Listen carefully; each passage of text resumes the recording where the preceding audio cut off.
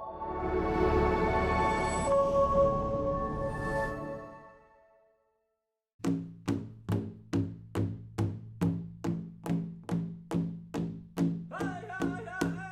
we begin today, it is important to acknowledge that we are filming in Lloydminster on the border of Alberta and Saskatchewan in the heart of Treaty 6 territory.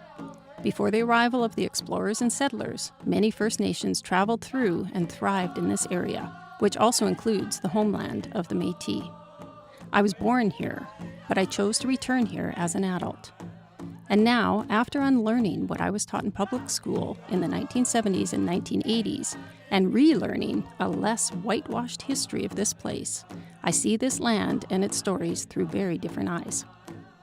I recognize that the roots of my family on the prairies came at the cost of the First Nations people who were here long before. Their land was taken so that my ancestors could farm and build their lives in this place that became known as Canada. I cannot change the past, but I can try to move forward in a good way by sharing what I've learned about the Indigenous peoples whose teachings are woven into this land and all it encompasses. Welcome to this extended final episode that is jam-packed with teachings. On our last day of filming, it was raining and thundering outside, and the spirits were there with us, watching over and guiding our conversation. As is so often the case in oral storytelling, a direct question receives an indirect answer. My opening question to Wes about his gifts is inadvertently addressed in the final minutes of this episode. As we often do, we talk about the land and its medicines. Horses and fish make their way into our conversation. We talk about spiritual doorways. We discuss the adaptability of walking in two worlds and how he has worked with white people like me. Along the way, we learn a little bit more about his ancestors and teacher. And as always, we end with optimism that these stories will reach those who need them. Mr. Fine Day is sharing stories as he knows and has experienced them, which may differ from those told within other Indigenous communities and settler institutions. Throughout the series, we discuss various plants and traditional healing methods. This is not intended to replace medical advice from trained healthcare providers. Some episodes contain graphic descriptions of events witnessed and experienced by the guest at his time in residential school and at various points throughout his life. They may spark emotions, memories, and questions, so we are asked to listen with open hearts and minds. Viewer discretion is advised. I asked you once if you knew that you were special or that you had gifts. I think unconsciously I was aware, but not consciously. Because, it's like one of my earliest memories as a little boy. And, we used to live with this old man. Norman Standinghorn was his name. He fought in the First World War. But his Cree name was My Skinny Goo. And Nigu would refer to a young adult, Or Skinny Goo, a new young adult, a teenager. My Skinny Goo is a bad young adult. Oh. It's a juvenile delinquent, you could say. Okay. You see, that Max was asking me, how would you translate Norman's Cree name into English? And I said, juvenile delinquent. A bad young man. Yeah. But how, he would wake up with the sun. And he and I used to sleep together. And he would get up and make a fire, and then he would cook porridge, a little bowl of porridge, enough for him and I to have, because everybody else would still be sleeping.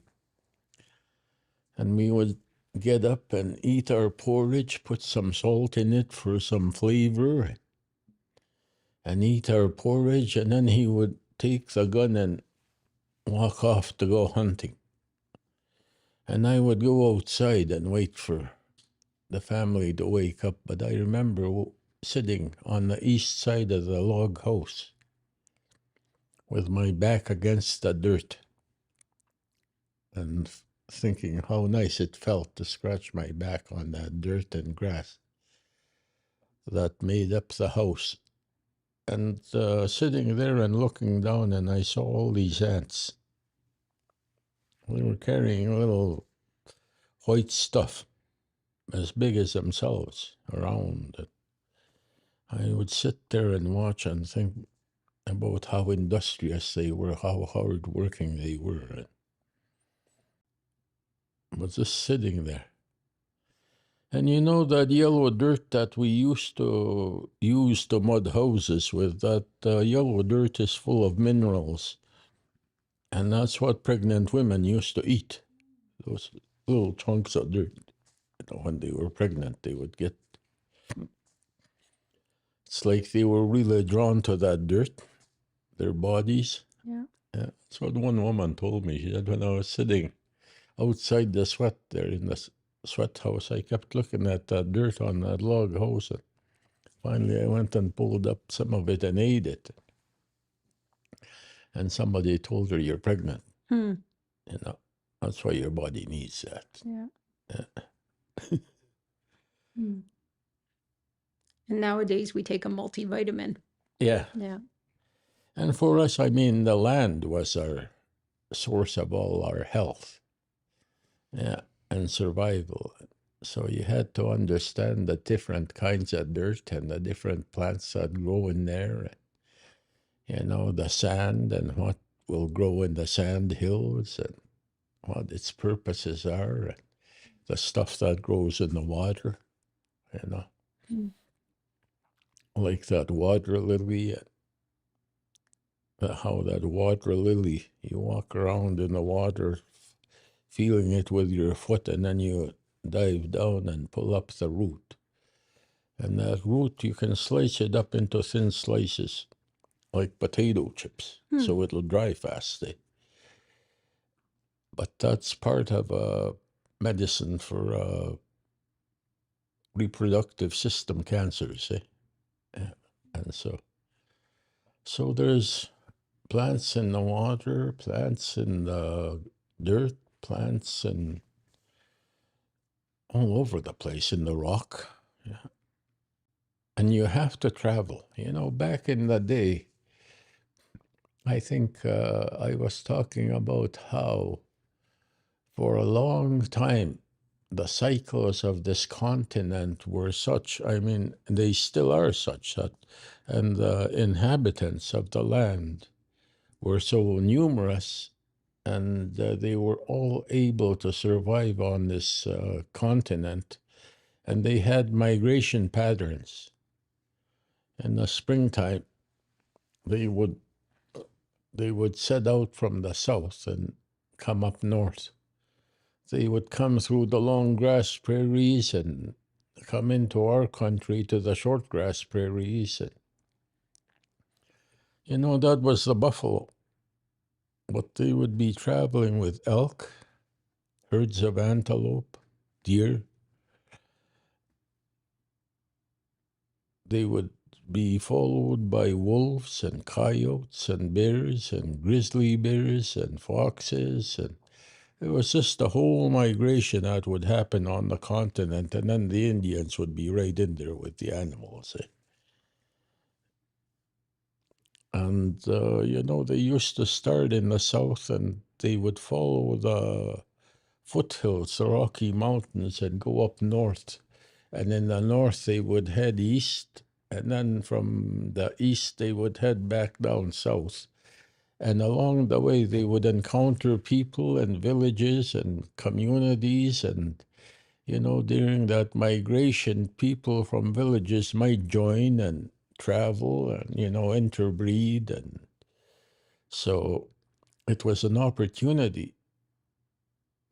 It provided that opportunity for the gene pool to be, you know, to have many sources. Because, the migration patterns were seasonal because of what became available on the earth at certain times, you know. For instance, my great-grandfather Fine, they said that he was born 5 days south of the forks of the Battle and the Saskatchewan rivers, not south, west, along the trail that the people followed when they migrated along the Battle River. After a 5-day journey, that would bring them to around Maidstone, because they would, as a group, travel about 10 miles a day on a good day. And 50 miles from the forks would bring them around Maidstone. And he said that's where he was born, along the banks of the Battle River on a camp. So there will be campsites along the Battle River and all along the Saskatchewan River too for people who are into archaeology, And if they can figure out, that there should be a camp in here somewhere because it's a day's march from the last camp that we found, you see. And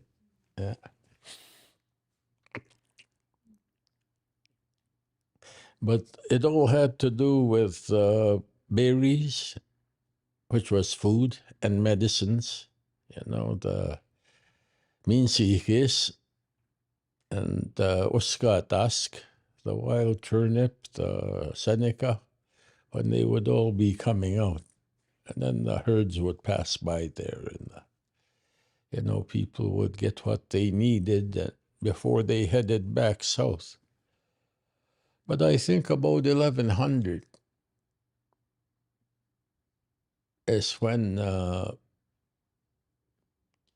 people had been camping or congregating. I don't know if it was a meeting, but I think it was Âsokan that used to say that long time ago, people used to live in the east near a great body of falling water. All the tribes gathered there. There was Ojibwe, Saulteaux, Cree, all the Algonquin-speaking people, and then there was also Blackfeet and Athabascan-speaking people there. But he said that a great body of water in the east where all the people congregated at, I think, Niagara Falls. Because the people who were there, and if you look at the documented version of the language they were speaking, the TH dialect, I find them in the east, and then their migration pattern seems to show that they went north and east from there, and some of them ended up in the Pine House area. They speak the same Cree as these people who were in the east, the TH dialect. And old Harry used to say that the young hunters would go out in the morning and get game and bring it back. And it was always a practice that they would reserve the liver and kidneys for the chiefs. And because those were the delicacies. And apparently after one hunt, the Blackfeet were miffed that because they thought the Cree got a greater portion of the delicacies than they did. And they complained about that, and that complaining turned into arguing, and arguing turned into full-on battle. And they battled from that place to the west, and eventually, chased the Blackfeet to where they are now. Yeah. So that was within the living memory of an old man that I knew as a child. Yeah. And they say his name was Âsokan. And yet I talked to Walter, and he looked at that name written in English, and he said, Âsokan. Âsokan, he rejects it. So that was his name, he said. And I thought, that makes sense. It is a Cree word. Âsokan, I don't know any Cree word that Sounds like that, but Âsokan, he doesn't accept it, Yeah. And that was the son of Strike Him on the Back. And when Âsokan was talking about the Cree camp getting attacked and his mother and his aunt fleeing, they were holding hands, but his mother was pregnant with him. And at some point, her and her sister were running because the Blackfeet were attacking their camp. And at some point, his mother tripped and fell and lost her grip on her sister's hand, but her sister couldn't stay to help her and just kept running. When she was lying on the ground there, this man who Âsokan described as her lover or her love saw her in that situation and saw these Blackfeet coming and went racing over there. He was not armed, but he wanted to intervene to try and save this woman.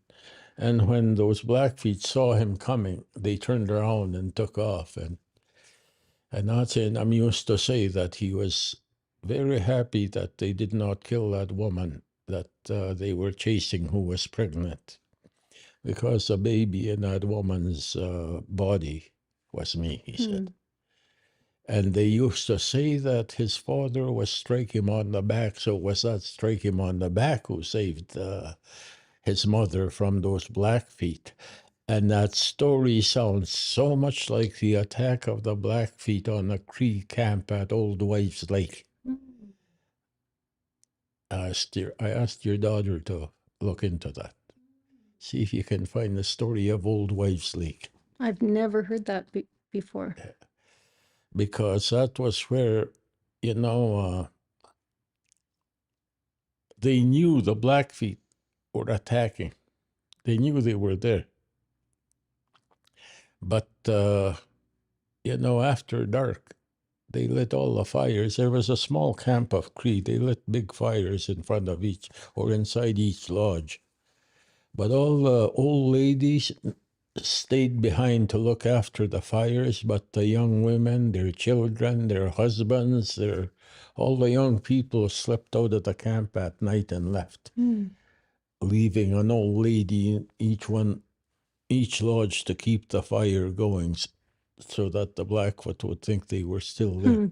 Wow. And the Blackfoot attacked in the morning and killed all those women. Wow. Yeah. But that's all they found was old ladies in there. Yeah. And so that was known as Old Wives Lake, the lake where the old wives sacrificed themselves so that the young could live. Wow. Yeah.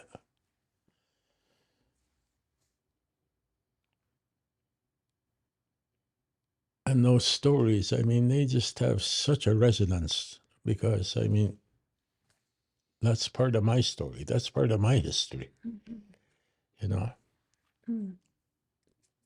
Yeah, and those spirits that would be at that space. Yeah. And maybe watching over that space still today. And your daughter said she went somewhere south to a lake, and she said it was mud. Her and her friend who went over there, they went in there and they sank in mud up to their knees, and they fell over and got all muddy. But that's kind of a healing thing too, because there is medicine in the earth. When they go there, it's not without, they might think they're sightseeing, but it's because of the earth needs them to be there for some reason. Yeah. Old Wives Lake. Yeah. And so Harry Âsokan was one of the sources in Bloomfield's notes. And they just called him Âsokan. But it was Harry. Yeah. Yeah. Yeah. Okay. And Harry had 5 kids. One of them was Henry. Henry was killed in Delmas when he was 14. going to school in Delmos. Staff killed him. Hmm. And Harry and his wife Maggie, because the Indian agent gave everybody names. He gave Harry his name and Maggie her name, but her Cree name was Kuyukomek, the grandmother. Okay. And then they had a daughter. Indian agent called her Maggie too. But that daughter, her Cree name was Kakiyagaskamapu, tickled on the earth while sitting. Yeah, tickled by the earth while sitting or something like that. Yeah. And then there was Nancy, and that was Alphonse, his mother. Right. Yeah. And then there was, I'll have to get all that straight. Was there another son or just Harry? The one who died and... Henry, yeah. I'm not sure if he had another son or... Yeah, but now, we're just beginning to see, we knew these people were our cousins somehow, but now we're beginning to see how that came to be, yeah. Yeah.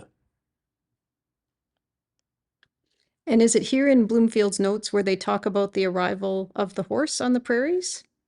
Yeah, well, actually, that horse was taken in a raid on a camp in the foothills along the Rockies by a man from around here. Oh. Yeah. He took it and he brought it home, and they didn't know what it was, And Mr. Tim. Mr. Tim. Big dog. Yeah. But he rode it. And then when they realized what a good animal that was, they went back and got more. So would the horses have come from the east, but more through what we now call the United States, and then up from there, perhaps? Some of them came from the west. The first one in our part of the country came from the west, from the foothills. But there were horses here already because we had stories of horses from before. And the doorways that they came from and the doorways they went back into at the time of the changes. Oh. And how they would return, I guess in my Western mind, I'm thinking of the very literal movement of horses. Yeah. Not the spiritual movement of horses. Yeah. Because, around Manitou Lake here near Marston, Manitou Lake, it was kind of funny. I was driving by Marston and I looked to the side of the road and there was a sign that said Big Manitou. Yeah.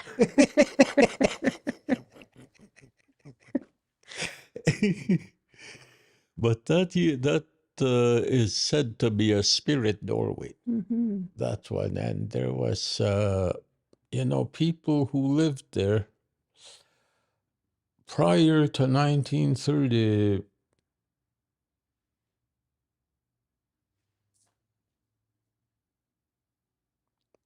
1938 even, I think. But 1932, a lot of them that were camped there, and it was a mixture of Cree and Saulteaux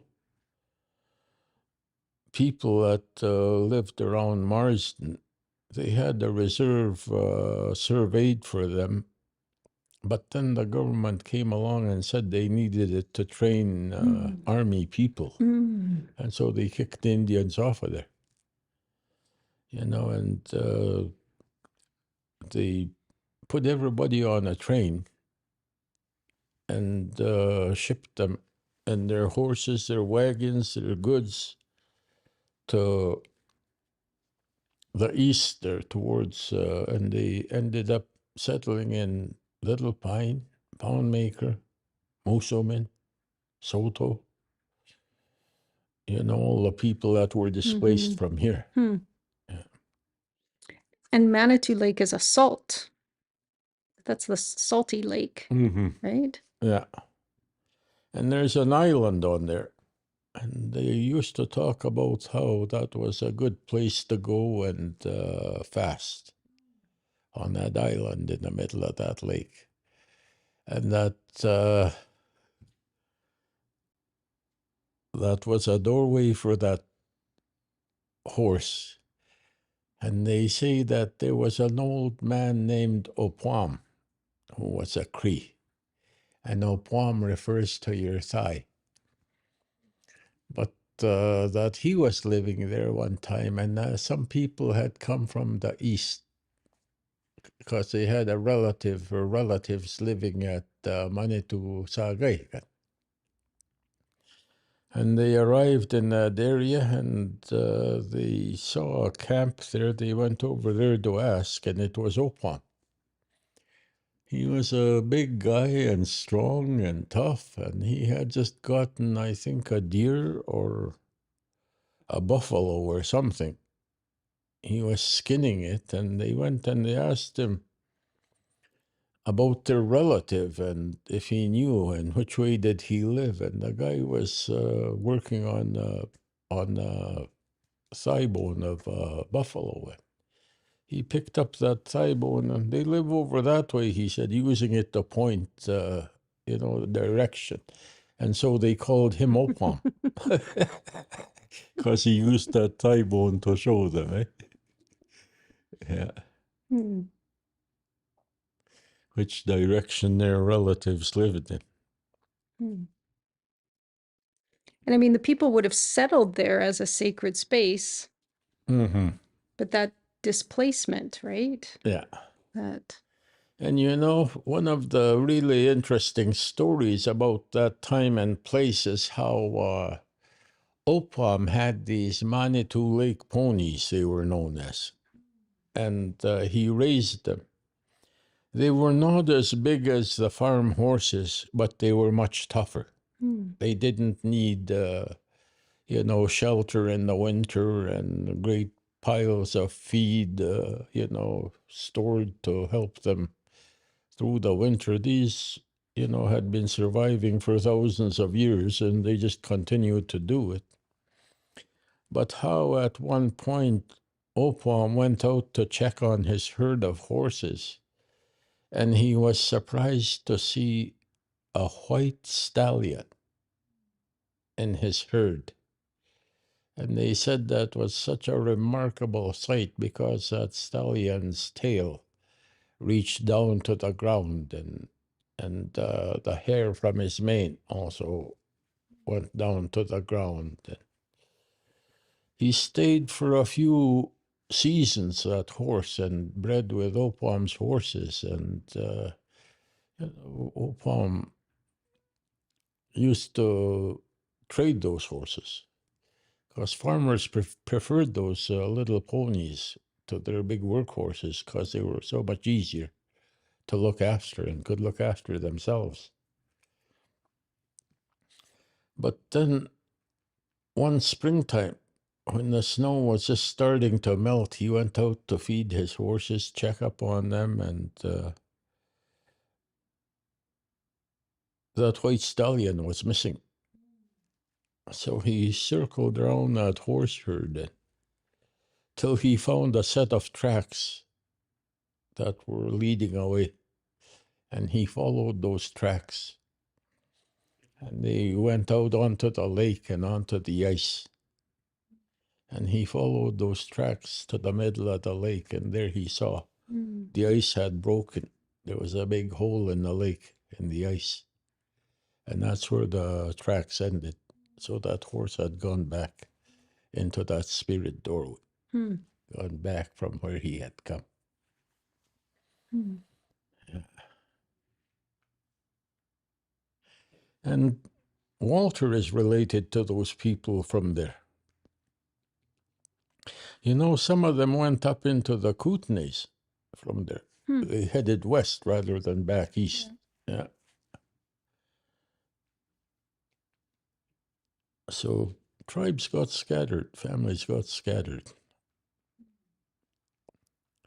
But every year they still have their annual funerary feast at the graveyard there at Manitou Lake. And I think they reclaimed some land there and enough to build a log house on where they can come and do ceremonies. Eh? Oh. Yeah. Well, I think, and I've been told that the water there is like a healing water. Mm-hmm. And the dirt too. Mm. You know, go and sit in the dirt, cover yourself with dirt. Yeah. And some people would have done that and then gone to that island and fasted. Eh? Right. Yeah. And some people, when they fast, they like to get buried in the ground with only their heads sticking up. Eh? Some of them, old Peter, he got tied up in a tree, like with his arms and legs. Yeah, because some of them want the earth spirits to be their helpers. Eh? Okay. Some of them want the sky spirits. Okay. Some of them want the water spirits, and so they get flung into the water. Eh? Okay. Yeah. The water spirit took Max when he was 2 in the Battle River.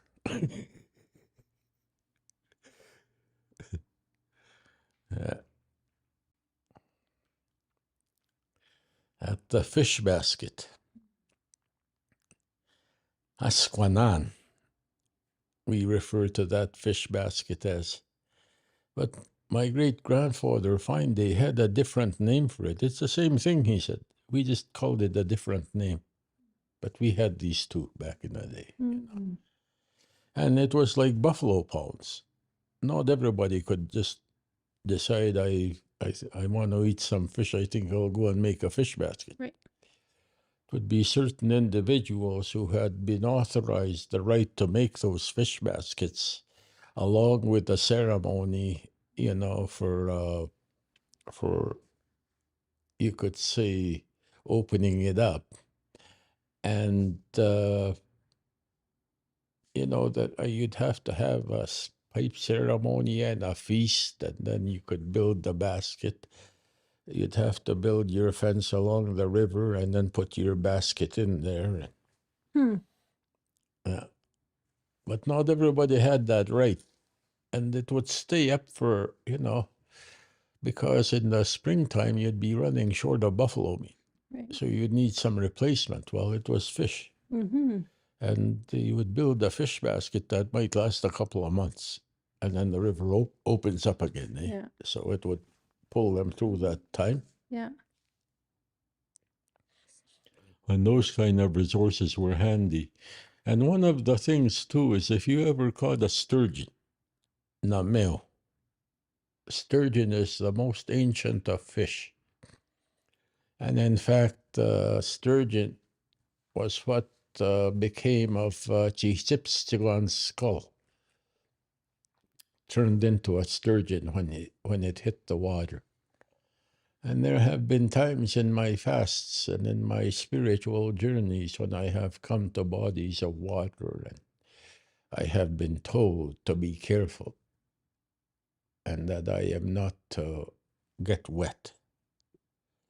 Because if I fall into the water in the middle of my journey, then my journey will all have been for nothing. I was not focused enough. I was not steady enough to make a crossing, and so I was not allowed to make it. See? Yeah. And the strangest times, like in the middle of the night when I couldn't see anything, they took me to the end of a tree that had broken across a creek.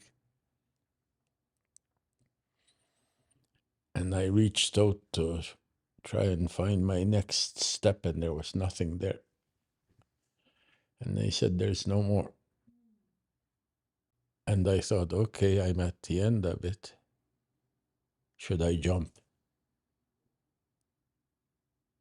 into the darkness? And I leapt into the darkness. I landed on the other bank. Hmm.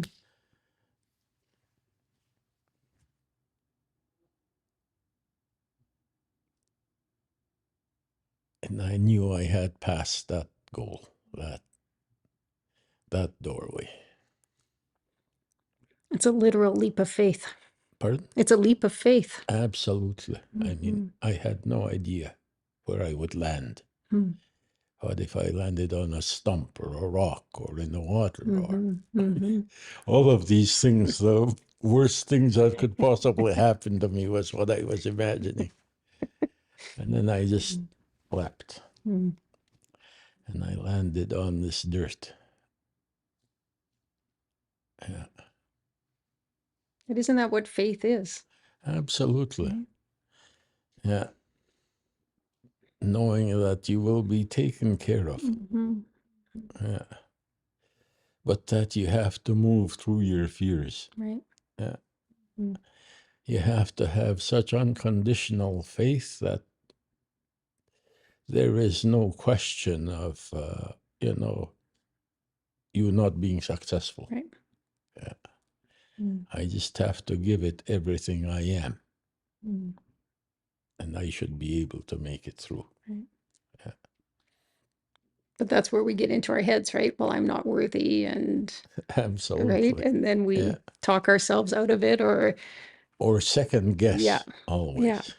Yeah. Like we have a realization and then we say, oh,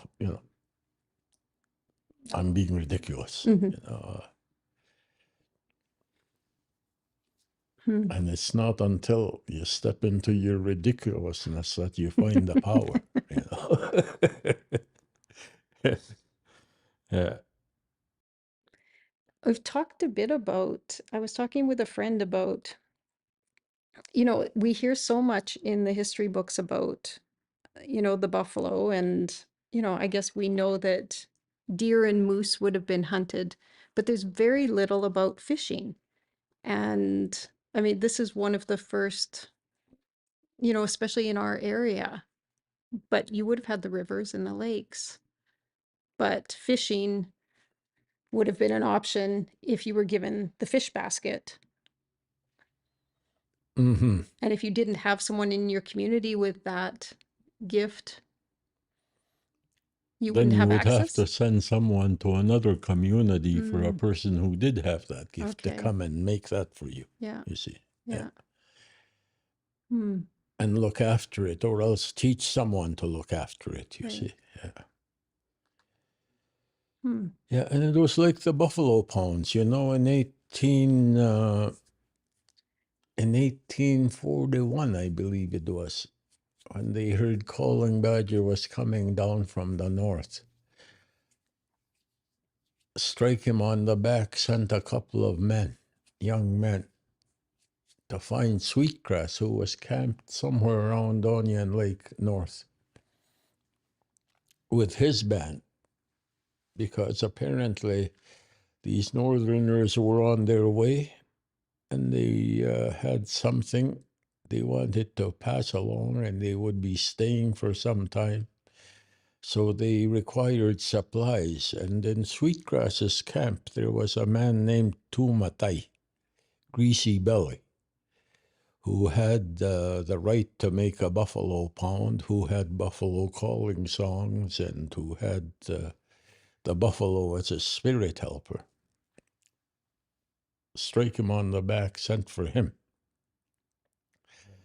Sent these young men to go and invite him to come back, and told him why, And when they heard that, Sweetgrass bought his whole band, along with Tumatai. And they spent next few years together, learning about the syllabics and the Calling Badger story.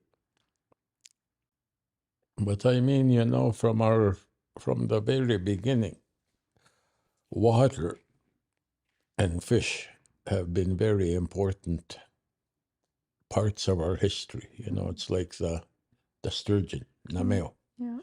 I mean, it figures in the creation story that was Wisakit's mother's head that turned into the. And when you catch a sturgeon, you cannot take it all for yourself.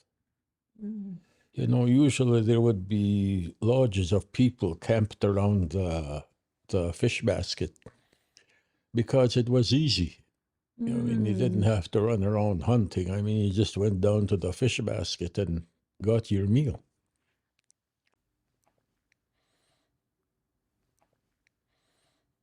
And if you found a sturgeon in there, then what you would have to do is you would have to take it and cut it up so that every lodge in that vicinity, in that camp, could get a piece of it.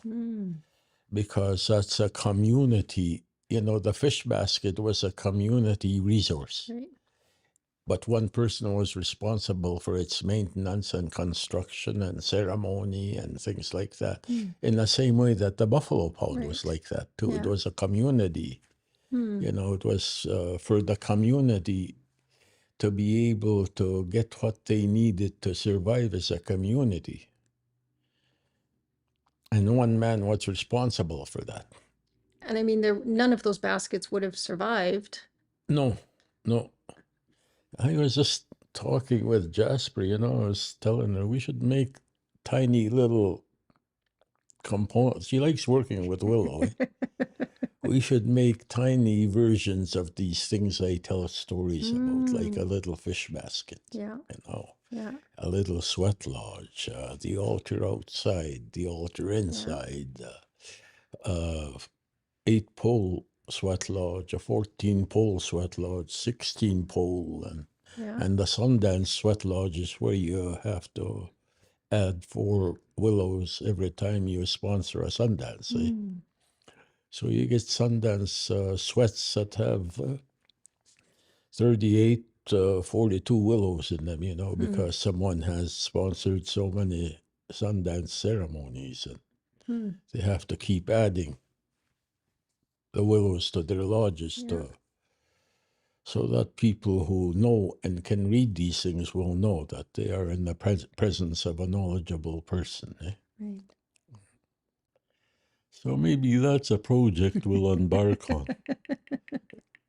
And I was thinking, you know, especially for schools and cultural centers, you know, and we could even make videos of the process of building these structures. Saputawan, the Plains Longhouse, what was that for? Well, that was a classroom that was also could be inhabited by a number of families for the winter, you know, which would each have their own space in that longhouse. See, because when we learn about the history of Indigenous people of this area, the longhouse was out east, and I think there were longhouses on the coast, but nobody talks about longhouses on the prairies. It's just the teepee. That's all that we learn about in the history books or in school. Yeah.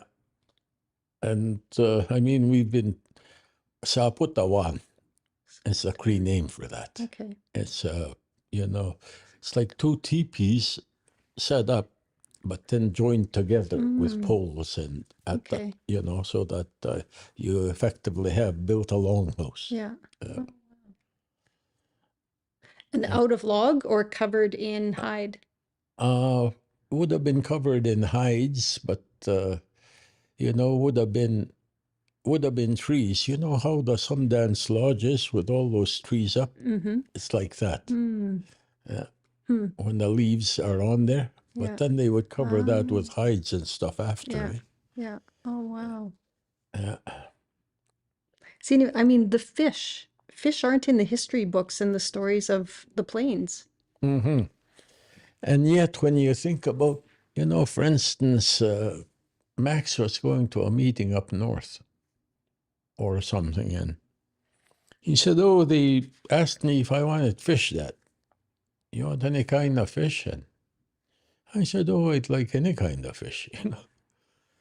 And he said, because they were telling me if I want jackfish, you know, I go to this lake in this area of the lake, and if I want suckers, you know, and different kinds of fish and they've got like a map of the lake in their minds, you know.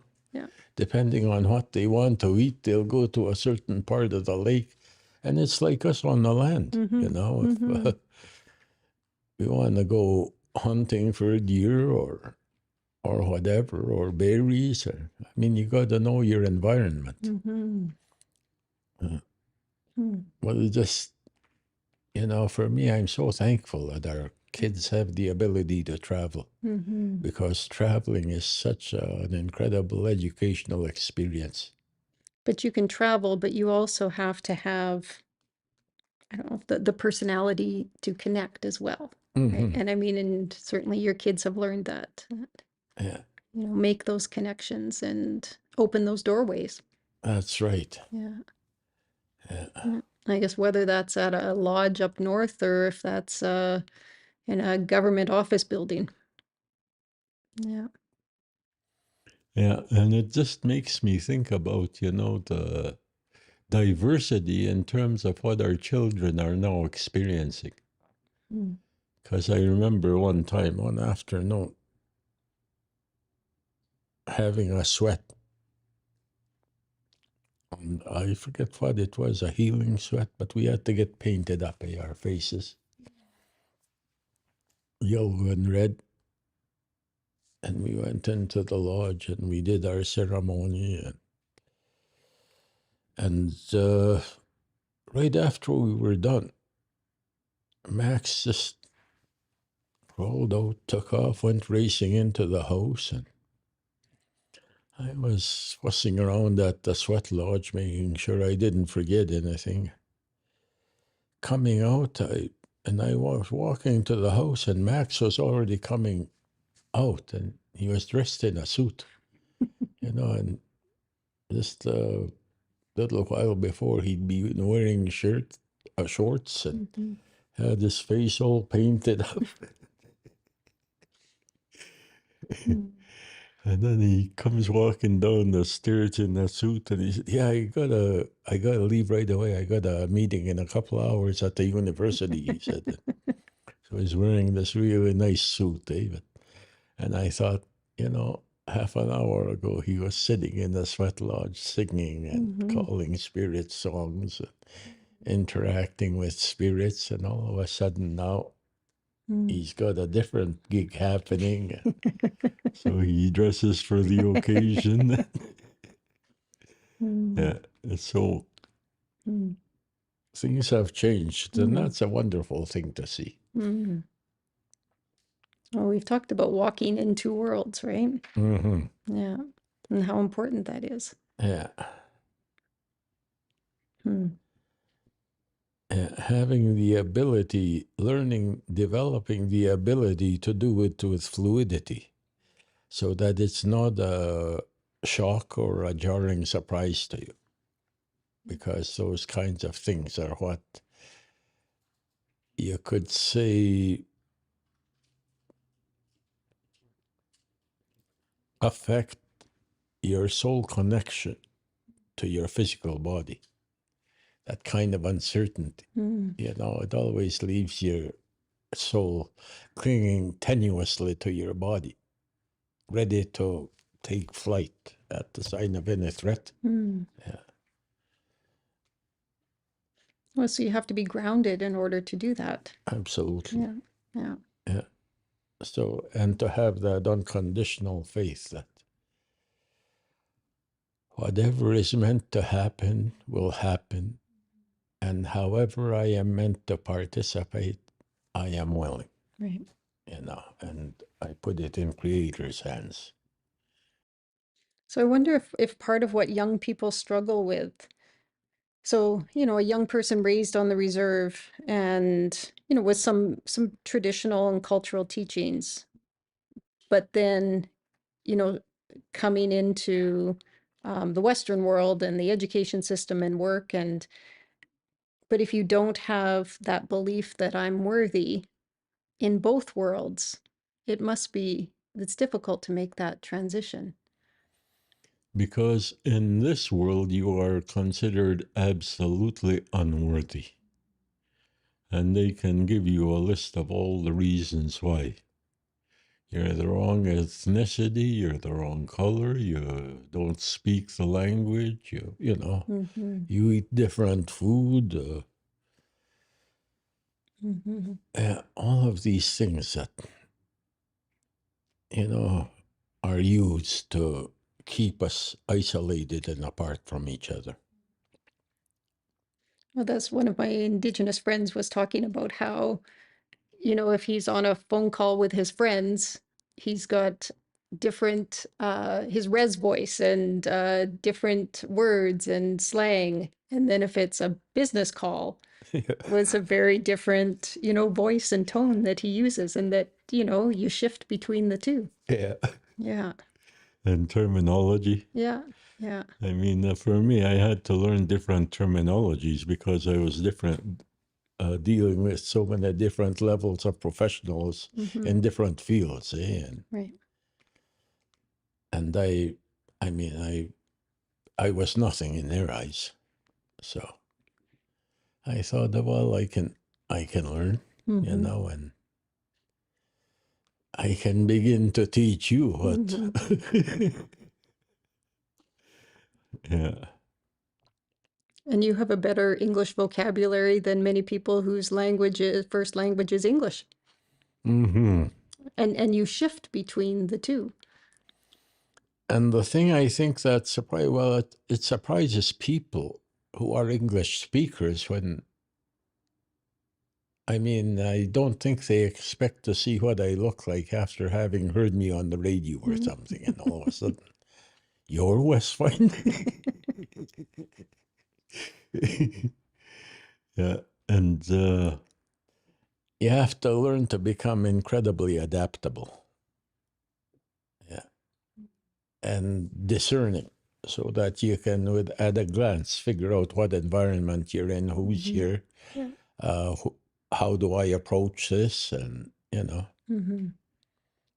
it's always about having the foresight that discernment can bring about your actions,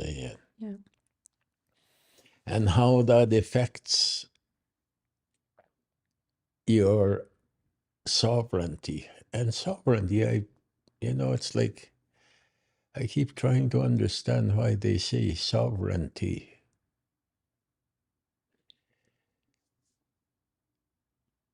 But it's about your destiny somehow. It's not your sovereignty is to be authentically yourself and know your destiny. That's your sovereignty. You allow someone else to interfere in that, they've interfered in your spiritual sovereignty. That's okay. Thank you.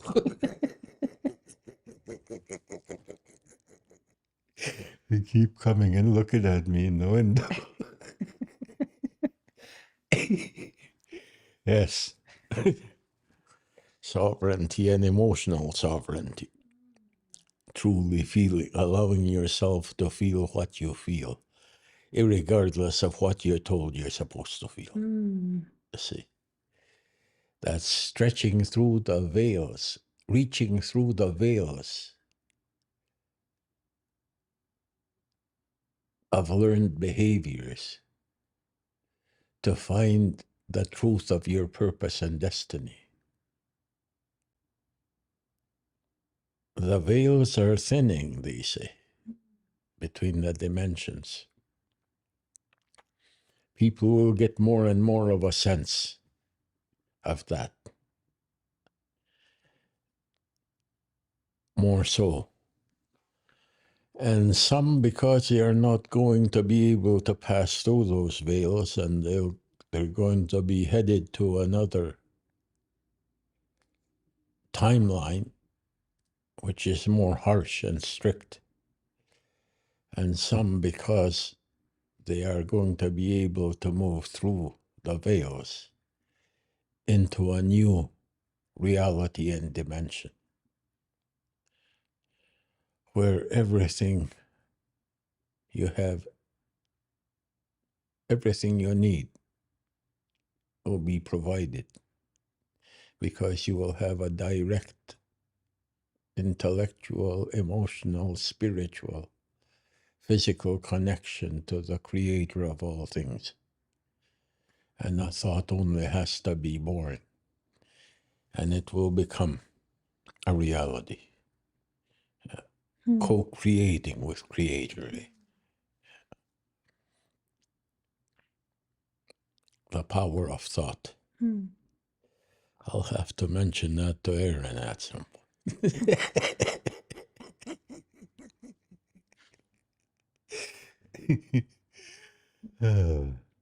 That sounds a bit like going back to how things used to be when we didn't need to eat.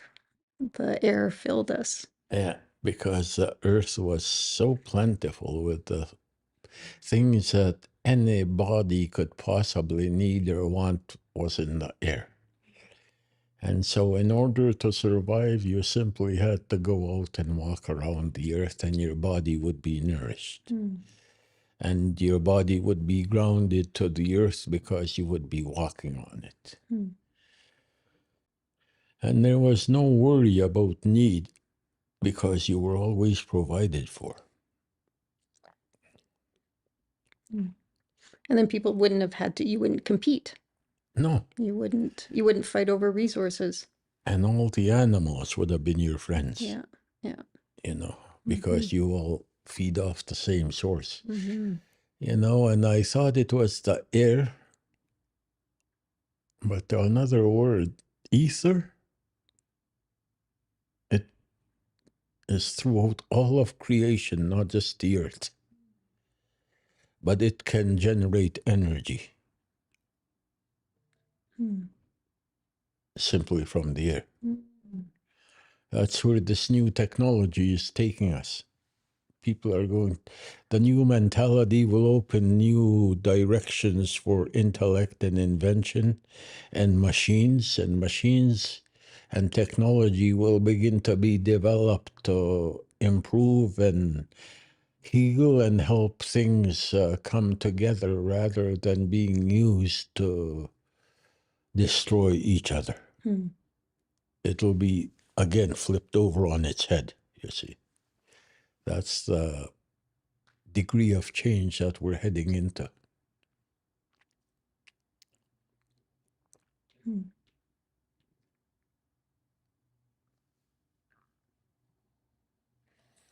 Yeah. And last night we sat around and they talked. And I listened.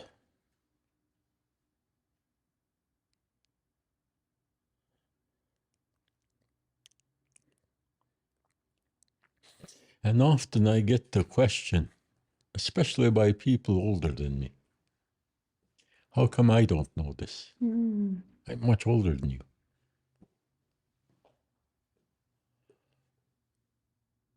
Why wasn't I taught these things? And I just happened to come along at a time and a place and in a condition where I was ready for the changes. Not ready, but crying for the changes, you know, that I wanted to see. So it isn't necessarily, it's not about age, it's about worthiness and sacrifice and facing your fears, And gratitude, unconditional faith. Yeah, to know without a doubt. And that's where this self-questioning always comes. You have a moment of power, realization, experience, and immediately your intellect tries to discount it as, don't be silly, you know. Yeah. Why would anything like that happen to you? And so then you just try to brush it. And yet, I mean, why would anything like that happen to me? Because I'm worthy, you know? I'm ready. Yeah. And just to know that in your heart and not seek validation from other folks. Right. Because that's not the level you're operating on. Right. Yeah. So I think that's where, I mean, I've just learned to just trust the process and don't go looking for anything in particular because I'm not in control of it. And remind myself you're worthy, you're part of this journey, you're a child of Creator. Creator has a Absolutely. plan for you. Yeah. And that go plan along. is in motion. And Yeah. we just have to be aware, eh? Yeah. And even this, I mean, this is going to open doorways, you know. And so many questions. I mean, what happened here? I mean, you, your daughter, Tremaine, me, what the hell brought us all together? You know? And we've been brought together with different skills. Yeah. You know? I mean, the whole process is confounding people. Like, what is going on here? Who are these people? You know, and why are you working with them when there's so many Indians in search, you know? Right. Yeah, But that's that superficial level, that's right. right? Yeah, it's not about your ethnicity. Yeah. Yeah. Yeah. And I guess that's we haven't evolved enough to let go of our outer trappings and work spirit to spirit, soul to soul. Yeah. Yeah. And in the Western world and in the Indigenous world. Yeah. Yeah. We've become a lot more like each other than we realize. And not necessarily in good ways. Yeah. Yeah. And Indigenous people have every right to be suspicious of outsiders and white people and colonists and on all of those things. But again, that's operating at the superficial level. So, yeah. And you know, you can see others as a threat to your system of things if you are not firmly grounded. You know, if your system is superficial, Right. then you can live in paranoia because truth will shatter that, you know. Yeah. And it will only take one statement of truth in order to shatter everything you thought you knew. My old teacher was an expert at that. Holy smokes. I used to feel like I'd been shattered into a million pieces sometimes when just by something he said. And ooh, I didn't see that coming. You know, and there were times when I couldn't deal with it. You know, this man is either crazy or he's driving me crazy. Something is happening. But I just, again, you know, got to the point where, okay, I'll have no expectations. He'll do what he will. I'll just observe, you know, rather than trying to judge and trying to say that's not possible. Right. All my life, I've been told that's not possible. And here you're doing it. Who am I going to believe? What I've heard all my life or what I'm seeing with my eyes, you know? And I always remember his ceremony with the feather. How he made that feather into a bird. As he sang, that bird stood on that branch and danced. And that old man's hair stood up on his head and danced with that bird.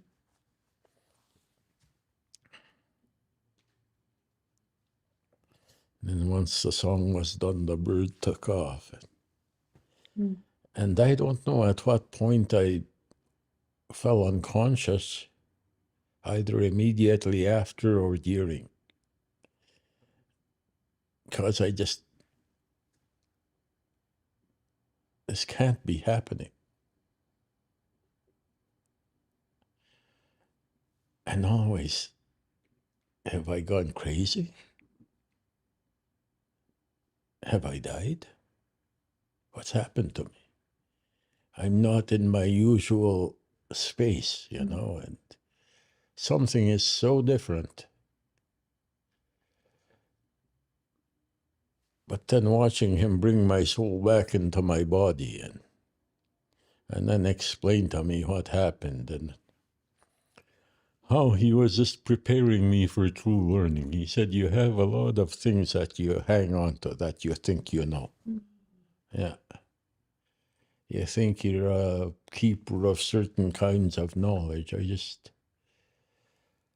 did something to show you how powerless what you think your knowledge is, shattered. And now, because we dispensed with that, now you're ready to learn. Right. Yeah. Wow.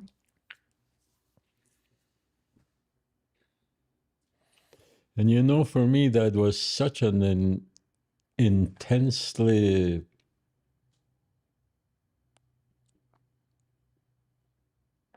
in-depth kind of learning experience. And I wonder, will that still be available to young people today? But then, I've become the old man.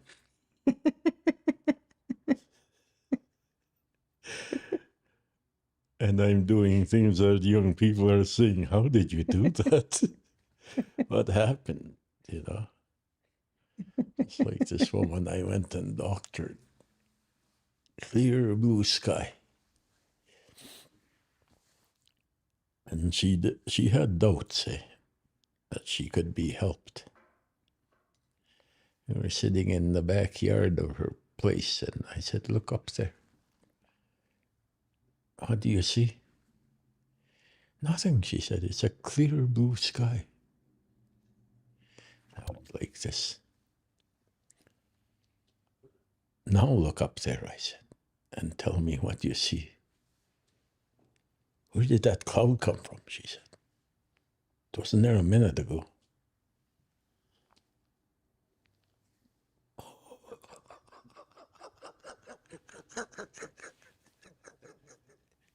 It disappeared, she said.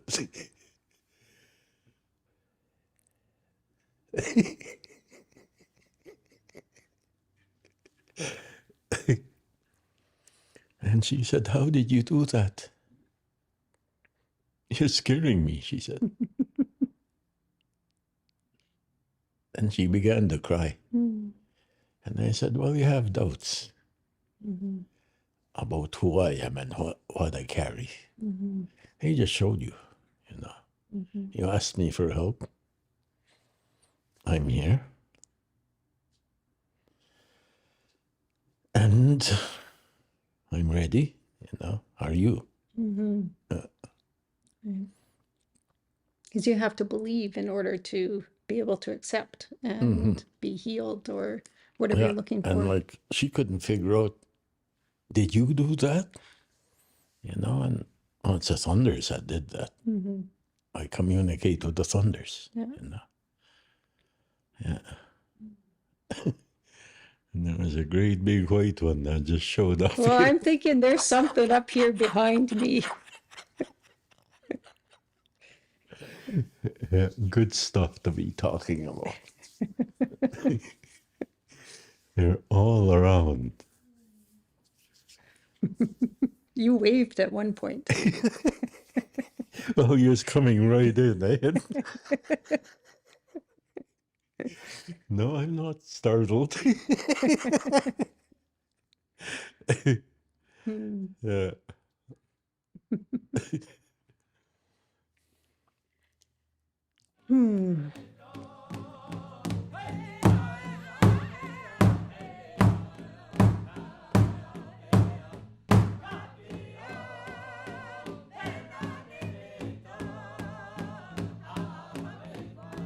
Thank you for joining us. We look forward to continuing these conversations. Special thanks to Mr. Fine for sharing his wisdom and teachings. Much appreciation to the Lloydminster Public School Division Prairie Thunder Boys Drum Group for helping us to start and end each episode in a good way. We also want to acknowledge our friends and family and all those who have helped us along the way, including Startup Lloydminster for letting us use their space, Lakeland College for the equipment, and TELUS STORYHIVE for their support.